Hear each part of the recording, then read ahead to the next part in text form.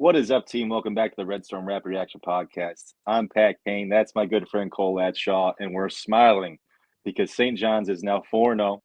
The number 22nd ranked team in the country took care of business.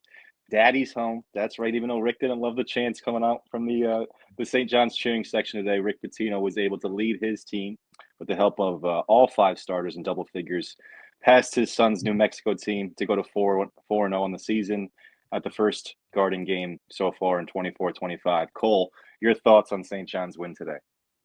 Big W. I mean, you get a win against a team that was in the tournament last year that was receiving votes in the top 25. I think they were probably like the 37th range as far as receiving votes. Big win. Good turnout at MSG. Love that the fans showed up and supported the team. Obviously, we talked about it last time. Love seeing a number next to our team's name, like that being in the top 25. Will maybe creep up a little bit tomorrow. Obviously, big game on Thursday against Baylor. Personally, I liked that at times we struggled today. It wasn't a perfect game. We ended up winning by 14, but New Mexico cut it down close at different times. It ended up being really a rock fight at different portions. There's a lot to clean up. We had way too many turnovers, but ultimately you get another sort of going away win, winning by 14, best win of the season. We talked again ad nauseum about this preseason, but you really have a 5-game out of conference swing where you need to win at least 3 of those. And you had mentioned this was your big one as being kind of the lowest of those 5, your absolute one you had to get. And we went out there, did what we need to do and got a W. So glad Rick showed little Richard and the rest of his family who the real man is in the family and got the W. And now we'll go to the Bahamas and see if we can get a few more wins. Yeah, it was certainly good to be on the positive side of this game. I feel like far too often we've been that other team that's scratching and clawing, trying to work our way back from an early deficit, not to be able to get over that hump. And as those teams so often did it against us, we relied on some veteran leadership, some big time plays, and we answered those bells time and time again. Aaron Scott, senior transfer, a guy who's been through some wars, a guy who might not stand out in the box score all the time, and you might miss him throughout the game because he does things kind of subtly, but huge shots. Cole, you just mentioned it before we started, that 3-point shot when New Mexico cut to 4 in the second half, a big 3, pushed it back to 7 where we were able to keep him at arm's length the rest of the way. Also a baseline jumper. Previous to that, not an easy shot at all. Big time play by a senior who might not get recognized as much as the other guys, but really brought it tonight, and I thought it was big game all around for him. Team high plus minus for Aaron Scott was plus 18 for the night. I thought he played an amazing game. Looking at the rest of the plus minus stats, Zuby was plus 15. I thought he did a great job, especially on the offensive glass today. Sim was a plus 12, kind of more limited minutes. Kadari and Davon were both plus 11. I thought Davon Smith had a tremendous game. As we mentioned last time, absolute spark plug. His speed on the court is incredible. The ball in his hands, he's able to get to the rim literally at will. 15 points, 5 boards, 3 assists, stat sheet stuffer. Kadari, obviously, haven't still seen that huge breakthrough game for him offensively, but he continues to just do so much on the court. He's in such, I love saying that he looks slow motion out there. He lets the game come to him. He picks and chooses his spots.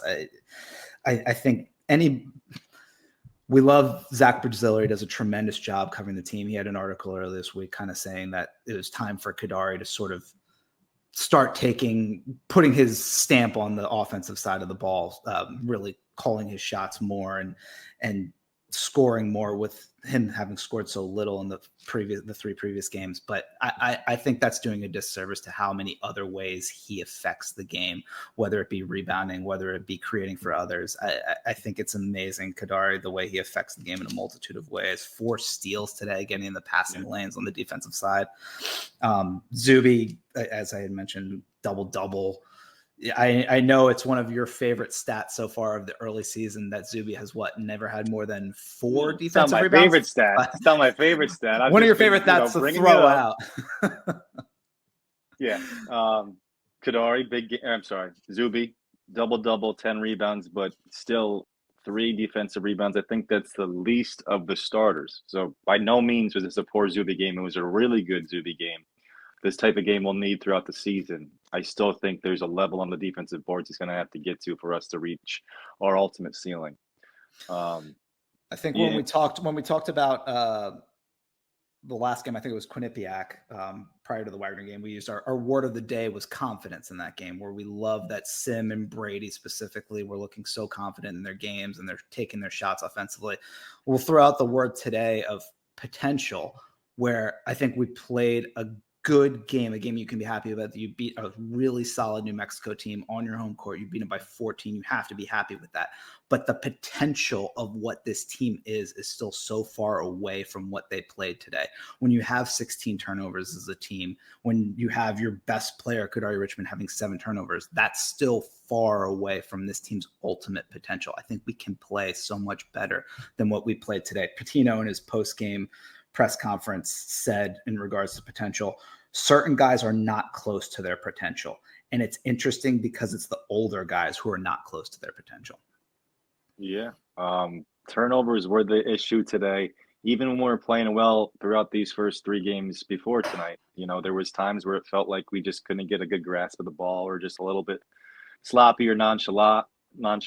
And, you're going to expect turnovers from Kadari and Smith from handling the ball and making plays as much as they do. Obviously, 7's too much. So, everyone can admit that it's got to come down. I think some people will differ on whether or not it was like an atrocious effort with all those turnovers. I can live with turnovers from your playmakers. Obviously, a few of those were unforced, and you hope he's, going to cut that down to a manageable level, and I think he will. I agree. Honestly, obviously, I appreciate Zach's work, and he does a great job covering the sport and St. John's, and I'm thankful he provides so much content. But I'm right there with you. I think Kadari's a different type of guy, and you can't sit there and judge him on scoring alone, and then make a judgment on the type of player he is, knowing how much he affects the basketball game. And he's got scorers around him. Speaking of which, you mentioned it. R.J. Lewis had the best game I think I've seen in a St. John's uniform by him, and he's had a handful of really good performances. Tonight was special, and not the least of which was only the one turnover he committed. 7 assists to 1 turnover. He was under control.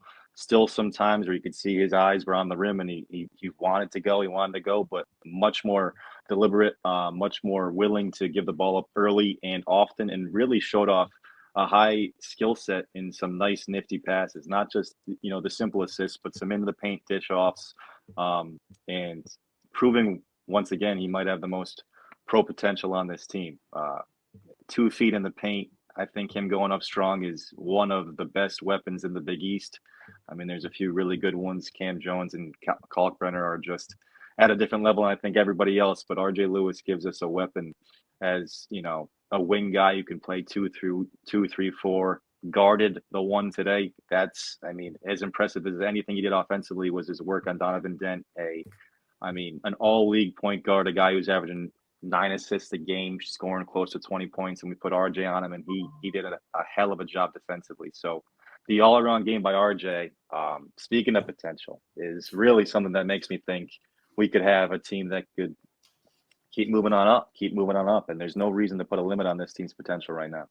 But further on the potential point, for as great of a game as RJ played, I still don't think we can say he played a completely clean game. There were certainly points still where you see those sort of putting the ball on the ground with his head, looking squarely at the rim. There were moments of that. I think John Fanta used specifically the phrase out of control at least 2 different times. Obviously only the 1 turnover, but I thought he did, as you mentioned, a way better job of creating for others, not having so many of those moments where he's only focused on getting the ball to the rim, where he's driving, but also looking to dish. 7 assists is a great job by him. Obviously the 21 points and 11 rebounds, just an absolutely amazing game. But to your point, I think he's really showing everything Rick has said about his pro potential and him having sky's the limit type potential. I think RJ has absolutely shown that so far this season, and it's incredible. His jump shot has made such unbelievable improvements. And we know that that's who Rick Pitino is, a coach. We know that he shines in player development, and seeing RJ's shot just get completely reworked like it has been this year, going into this year. Seeing a guy like Simeon Wilcher have such an unbelievable confidence in his jump shot and it looking so unbelievably smooth and pretty from either the mid-range or from three. Also seeing Brady's improvement year over year. Same thing with Zuby's improvement year over year.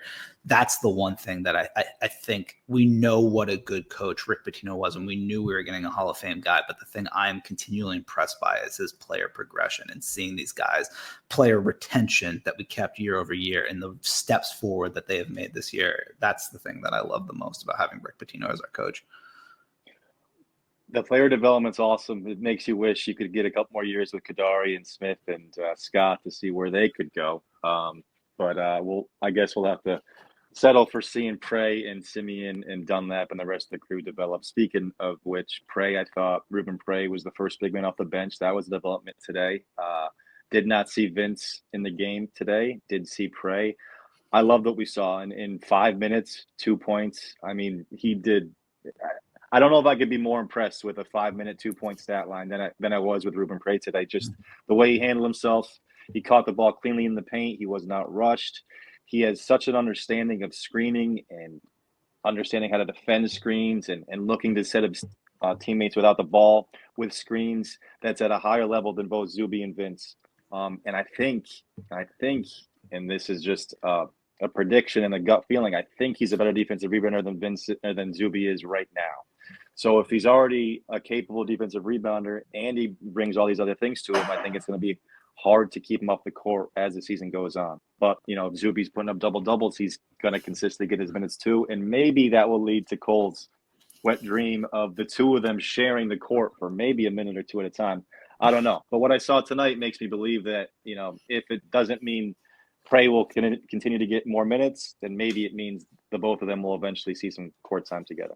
I think the most telling part of that is Rick trusting in him to go to him as the first big off the bench, immediately needing to sub Zuby out. Zuby had a little bit of a struggle of the first 4 minutes of the game. You could tell Richard Pitino really wanted to get Nelly Jr. Joseph involved early. I think Zuby struggled early in the game, whether it be with a quick turnover on the offensive end. He also threw up an early 3-point shot that didn't go in. Nelly Jr. Joseph also took advantage of him a few times on the defensive end early. Prey came in. Prey sort of provided immediate, early, solid minutes. And then from the rest of the game on, Zuby really contributed at a very, very high end. But yeah, I thought, as you mentioned, those 5 minutes from Ruben, I couldn't have been more impressed by a freshman. Yeah, and I saw it the same way. I'm not going to lie that the first bucket by New Mexico when Nelly Jr. Joseph caught it and just quick turnaround left and finished easily over Zuby, I was a little worried. I was a little worried for sure. And for whatever reason, Zuby collectively strategy, game plan, the game settled down and we were able to handle him, decently well in the post. Still a pretty good player. I wonder if Rick's got any regrets about not bringing him aboard, but I think we'll be fine once. And a Zuby, big body. What a big dude. Like he looks solid body. In the paint. Yeah, he looks like he's been around for a while. You can see from Cole's graphic here, we did RJ Lewis again, player of the game. This is at least 3. Is it 3 so far in 4 games? RJ's got that trophy and much well-deserved tonight. Like we said, 21, 11, and 7. A hell of a performance. You see all 5 starters in double digits. Not much bench minutes today. This was the least we've seen from the bench. Understandably so. When you have a highly competitive game, you're going to squeeze it down a little bit. Were you surprised to see such limited minutes from the bench tonight, Cole? I was. He obviously shortened the rotation, which is good to see. Simeon Wilcher not getting as much playing time as one would expect was a little surprising to me. Rick postgame said regarding Sim not starting today, this was about defensive matchups. We had to have Davon on the point guard in the beginning, so it was all about matchups. He matched up Dent with Davon and RJ guarding him. Sim will probably start against Baylor. Nothing to it. Yeah. I mean, and that makes sense defensively. Like, if you take Smith out of the equation, you look at those wing spots, he's, a lot more frail than either Richmond, Lewis, or Scott. I mean, it's really no comparison when it comes to physicality. And today was a physical game. You did see a couple incidents in that second half where there was that one loose ball between 3 St. John's players, one of them being Simeon. New Mexico got the rebound, kicked it out for an open 3, and and pulled them within 6 or 7 at a pretty crucial time. And Coach Pitino was pretty ticked about that. So I get it on the defensive matchups. Smith just is on a whole different level than everyone else on the team. You could blend those guys in 2 through 4 and kind of get mixed up and forget who you're watching. Scott, Lewis, Richmond, they're all 6'6" ish. They're all strong. They're all long. Even Wiltshire lengthwise blends in that way. But Smith is its own guy out there. There's no comparing him to anyone else on the St. John's team. And what he's able to do in terms of breaking down defense and pushing in transition can't be replicated by anyone else. So in a game where the physicality on the wing was, pretty tough to deal with, and you had Smith making such good things happen up front, I don't know where you sneak Wiltshire in for extended minutes. Who do you take out? Richmond at times was so sloppy with the basketball. Maybe you sneak in some minutes there to teach him a lesson. Maybe you could find him 3 or 4 more minutes. But I think 15 to 20 minutes, and that's a hair more than what he got tonight, is what to be expected in these close games when those starters really got it rolling and you're playing against a physical team. Dunlap, I think, is going to be on an injury basis in terms of filling in for guys who are maybe, not hot that game or out for a particular reason. But I think Wiltshire's always going to get his, 18-ish minutes, maybe into the 20s, depending on how he's feeling. I think this is going to be more of an aberration for him. But I do expect the bench overall to shorten as the season goes. Going back to Smith, obviously, I definitely agree with you. We talked a little bit about it last game. As these lineups and rotations kind of get more fleshed out as we go through the season, I had mentioned how I kind of really like Smith coming off the bench as this immediate spark plug coming off the bench. But I think he's proven that he is just too good to leave off the court. He played, I think, 36 minutes against Wagner. I think he was up 34, 35 again today against New Mexico. I think you have to have him in the game for that amount of period. As you mentioned, his ability to push it in the fast break, his ability to break a defense down when there isn't anything going on in the offensive set. He has such unbelievable speed that I can't really think of another player in a St. John's uniform that I've seen that from.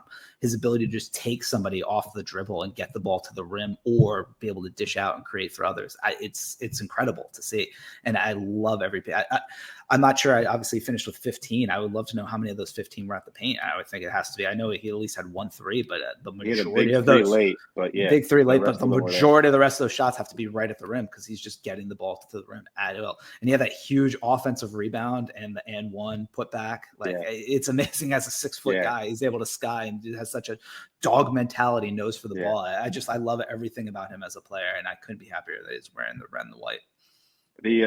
The only other, lightning bolt that comes to mind who was as quick as this was Marcus Levette, but he was not the physical guy that Smith is, around the basket, jumping up for rebounds, battling inside. A little different type of build, but Levette was as quick as anybody I've seen in St. John's uniform. Good point, What was I about to say about Richmond and Lewis?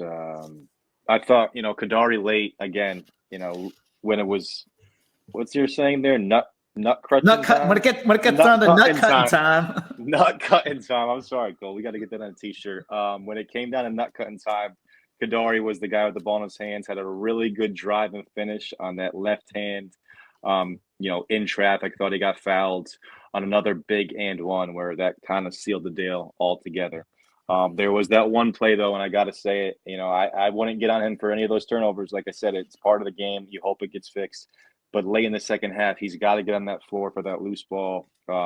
There was 2 or 3 chances to get on the floor, and he didn't get it. He ended up getting a foul, setting to the line where they missed it. We saw New Mexico really struggle from the line today. That's a benefit in any game, but we caught some breaks there. I think you got to get on the floor. No matter if you're the best player or the worst player on the team, that situation, you got to get on the floor. You agree, right? I mean, I don't want to come off as the the old absolutely. man yelling at the kids, but absolutely, that's you got to expect that from your best player if you're gonna want the rest of the team to follow suit. He's the captain. He's the captain for a reason. Yeah. So he's got to lead by example. Yeah. So I know you've been really worried about the Big East. The start we've had. It hasn't been ideal, but they've had a pretty strong weekend here. Picked up some good wins. St. John's, New Mexico. Marquette beat Maryland on the road. They were receiving votes. Xavier beat Wake Forest. They are receiving votes. DePaul won. Seton Hall beat Wagner in offensive firepower game. Did you see that score, Cole? I mean, 54-26 or something like that. What was Wagner God below bless them. 30? God bless those fans. But anyway, the Big East had a nice little weekend. Our good buddy Frank in general. I wonder if he's getting worried about those Xavier Musketeers coming together. I'm telling you, I think that squad is going to be a wagon as things get going. A lot of talent, a lot of guard play, and Fremantle looks really healthy. Yeah, but yeah, again, I hate being the pessimist. I love you that you're always the eternal optimist. We're 4-0. We're the number 22nd ranked team in the nation. We should just be all gung ho. It's hard for me to look past the Big East struggles and worry about what that does to the conference's metrics. You have to hope that St. John just continues to take care of their business and what's in front of them. Obviously, the conference having lost as many bye games as they had between Villanova, Butler, the bottoms of the conference, Seton Hall, to everything you just read out about the positives from this weekend. Obviously, that Georgetown Notre Dame game was a huge game for the conference this weekend, and Georgetown did not show up at all. Well, we did get the Butler game now that you mentioned it. So that washes out the ACC. Butler beat SMU. Forgot that one. But yeah, the bottom doesn't look good. Georgetown doesn't look good. Villanova, we know the deal there. Seton Hall. Some serious question marks, but I think there's a decent chance Xavier's going to be ranked this week. If not, they'll be 26, 27. You got 5 teams ranked. To me, I think you're going to have enough opportunities. That's 8 conference games versus ranked opponents that you can hopefully pick up enough quality wins. But you're right to be concerned after what we saw last year. You want to leave nothing up to anybody's hands besides St. John's themselves. So that means beat Baylor, right? That's who we got next. Baylor next Thursday in the Bahamas. Cole, you're not flying out last minute, are you? No, unfortunately. No? Okay. We'll have to get someone else to give us the vantage point from the pools down there. But we'll be looking forward to checking that one out. Baylor's the biggest test of the season. Will be ranked highly. I'm not sure where they're at currently, but I'm sure hovering around the top 10 in the country.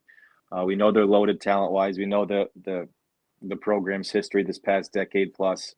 Going to be a tough battle, but we're due to beat them. I think we're 0 for 3, at least 0 for 2 a couple of times in the last decade or so we played them. This is for Rico Gathers. This is for who else do they steal from us? Jarrell Martin. No, they stole. Well, even just looking immediately, like VJ Edgecombe. How close were we in on like Roach, on Norchad Omier? Like true. It's fresh blood. Let's go get them. But then even like looking forward past that, like, yes, obviously Baylor's a super tough matchup. We'll see how we play out there. Who knows how the other game in the Baha Mar goes? Do you have a really good, highly ranked Tennessee game? Or do you have Virginia, who obviously without Tony Bennett, but still like a very hard style of play to prepare for on a short turnaround? Like that's also a super interesting matchup.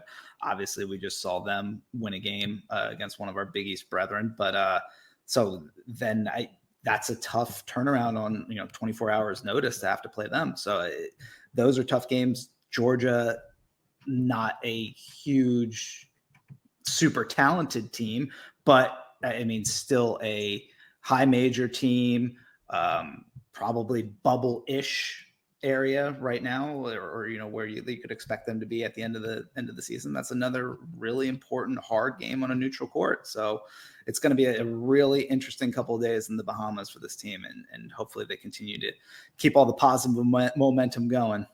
Yeah, 3 games in 4 days. Cole, are we going to be able to handle that? I mean, I'm in the weeds over here, so we're going to do our best to keep you updated. Luckily for St. John's fans, there's so much content out there, and we're doing our best to give you the best we can. So we appreciate everyone for tuning in. Appreciate the likes, the subscribes. Still shadow banned for now, but pushing through the dark side. For Eugene Lawrence, wow, there's a blast from the past. Speaking of turnovers, this has been the Red Storm Rapid Reaction Podcast. I'm Pat Kane. That's Cole Latshaw. Peace.